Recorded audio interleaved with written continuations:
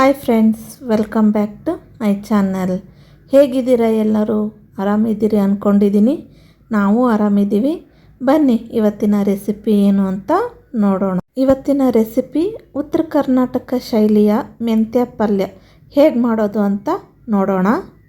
ಮೆಂತ್ಯ ಪಲ್ಯ ಮಾಡೋಕ್ಕೆ ನಾನಿಲ್ಲಿ ಚೆನ್ನಂಗಿ ಬೇಳೆನ ಒಂದು ಅರ್ಧ ಗಂಟೆಯಿಂದ ಒಂದು ತಾಸವರೆಗೂ ನಾನಿಲ್ಲಿ ನೆನೆಸಿಟ್ಕೊಂಡಿದ್ದೀನಿ. ನೋಡಿ, ಚೆನ್ನಂಗಿ ಬೇಳೆ ಅಂದರೆ ಇವೇ. ಅರ್ಧ ಗಂಟೆ ಅಥವಾ ಒಂದು ತಾಸು ನೆನೆಸಿಟ್ಕೋಬೇಕು. ಟೈಮ್ ಇಲ್ಲ ಅಂದರೆ ಅರ್ಧ ಗಂಟೆ ಆದರೂ ಸಾಕಾಗುತ್ತೆ. ನೋಡಿ, ನಾನಿಲ್ಲಿ 1 ಗಂಟೆಗಳ ಕಾಲ ನೆನೆಸಿಟ್ಕೊಂಡಿದ್ದೆ. ಈ ಥರ ಚೆನ್ನಾಗಿ ನೆಂದಿರಬೇಕು, ಬೇಳೆ ಚೆನ್ನಾಗಿ ಬರುತ್ತೆ ಪಲ್ಯ. ಇವನ್ನೀಗ 2-3 ಸಾರಿ ಕ್ಲೀನಾಗಿ ತೊಳ್ಕೊಬೇಕು. ನೋಡಿ, ಕ್ಲೀನಾಗಿ 2 ಸಾರಿ ತೊಳೆದು ನೀರೆಲ್ಲ ಜಾಲಿಸಿ ತೊಗೊಂಡು ಬಂದಿದ್ದೀನಿ.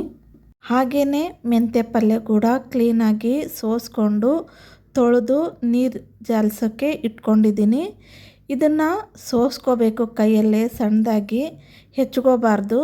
ಹೆಚ್ಚಿಕೊಂಡ್ರೆ ಪಲ್ಯ ಕಹಿ ಬರುತ್ತೆ.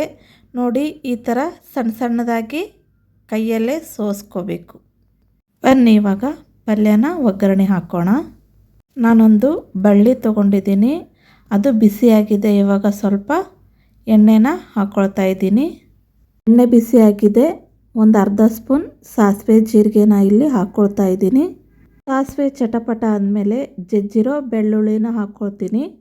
ಬೆಳ್ಳುಳ್ಳಿ ಫ್ರೈ ಆದಮೇಲೆ 1 ಸ್ಪೂನ್ ಹಸೆ ಖಾರ ಹಾಕ್ಕೊಳ್ತಾ ಇದ್ದೀನಿ.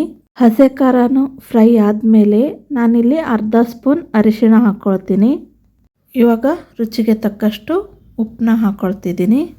ಲೋ ಫ್ಲೇಮಲ್ಲೇ ಇಟ್ಕೊಂಡು ಚೆನ್ನಾಗಿ ಇದನ್ನೆಲ್ಲ ಮಿಕ್ಸ್ ಮಾಡ್ಕೊಳ್ಳಿ. ಇವಾಗ ಮೆಂತ್ಯ ಸೊಪ್ಪನ್ನ ನಾನಿಲ್ಲಿ ಹಾಕ್ಕೊಳ್ತಿದ್ದೀನಿ. ಇದನ್ನು ಒಗ್ಗರಣೆಲೇ ಚೆನ್ನಾಗಿ ಬಾಡಿಸ್ಕೋಬೇಕು. ನೋಡಿ, ಎಷ್ಟೊಂದು ಮೆಂತ್ಯ ಸೊಪ್ಪಿತ್ತು. ಇವಾಗ ಬಾಡಿ ಎಷ್ಟಾಗಿದೆ ಅಂತ. ಇದಕ್ಕೆ ನೀರು ಹಾಕ್ತೇನೆ ತಳಿಸ್ಕೋಬೇಕು ಪಲ್ಯನ. ಸೊಪ್ಪೆ ನೀರು ಬಿಟ್ಟಿರುತ್ತಲ್ಲ, ಅದೇ ನೀರಲ್ಲೇ ನಾವು ಈ ಪಲ್ಯನ ತಳಿಸ್ಕೋಬೇಕು. ಇವಾಗ ಬೇಳೆನ ಹಾಕ್ಕೊಳ್ತಾ ಇದ್ದೀನಿ. ಬೇಳೆ ಹಾಕ್ಕೊಂಡು ಚೆನ್ನಾಗಿ ಮಿಕ್ಸ್ ಮಾಡ್ಕೊಳ್ಳಿ. ನೀವು ಇದೇ ಬೇಳೆನೇ ತೊಗೋಬೇಕು ಅಂತ ಏನೂ ಇಲ್ಲ.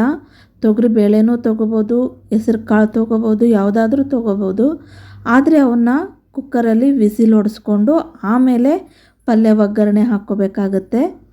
ಈ ಬೇಳೆ ಆದರೆ 2 ಕುದಿಯಲ್ಲಿ ಕುದ್ಬಿಡುತ್ತೆ, ಭಾಳ ಹೊತ್ತು ಟೈಮ್ ತೊಗೊಳ್ಳಲ್ಲ. ಬೇರೆ ಕಾಳುಗಳಾದರೆ ಟೈಮ್ ಬೇಕಾಗುತ್ತೆ, ಅದಕ್ಕೋಸ್ಕರ ಕುಕ್ಕರಲ್ಲೇ ವಿಸಿಲ್ ಹೊಡೆಸ್ಬೇಕಾಗುತ್ತೆ. ನೋಡಿ, ನಿಮ್ಮ ಜೊತೆ ಮಾತಾಡ್ತಿದ್ದಂಗೆ ಬೇಳೆ ಬೆಂದೋಯ್ತು, ಪಲ್ಯನೂ ರೆಡಿ ಆಯಿತು. ಇದು ಚಪಾತಿ ಜೊತೆ, ಜೋಳದ ರೊಟ್ಟಿ ಜೊತೆ ತುಂಬ ಚೆನ್ನಾಗಿರುತ್ತೆ. ಮುದ್ದೆ ಸಾರು ಮಾಡಿದಾಗ ಸೈಡಿಗೆ ನೆಂಚ್ಕೊಳ್ಳೋಕ್ಕೆ ಇದು ಚೆನ್ನಾಗಿರುತ್ತೆ. ಒಮ್ಮೆ ಟ್ರೈ ಮಾಡಿ. ಈ ರೆಸಿಪಿ ನಿಮಗೆ ಇಷ್ಟ ಆಗಿದೆ ಅಂತ ಅಂದ್ಕೊಳ್ತಾ ಇದ್ದೀನಿ. ಇಷ್ಟ ಆದರೆ ಲೈಕ್ ಮಾಡಿ, ಶೇರ್ ಮಾಡಿ, ಹೇಗಿತ್ತು ಅಂತ ಕಮೆಂಟ್ ಮೂಲಕ ತಿಳಿಸಿ.